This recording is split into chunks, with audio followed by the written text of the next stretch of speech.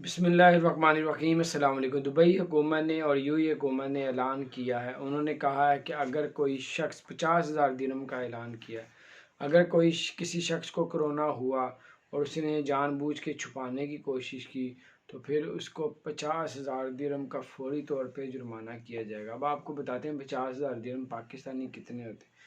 50,000 درہم جو ہے پاکستانی تقریباً 22 لاکھ روپیہ بنتا ہے۔ اتنا بڑا جرمانہ رکھا ہوا ہے کیونکہ وہ کہتے ہیں بھی پچھلے دنوں ایک شخص تھا میں اور وہ اس کو کرونا تھا، اور کرونے کی جو اس کے پاس ہاتھ میں رپورٹ بھی تھی جو پازیٹیو تھی، وہ دکھاتا پھر رہا تھا لوگوں کو کہ لوگوں کے بیچ میں گل مل رہا تھا۔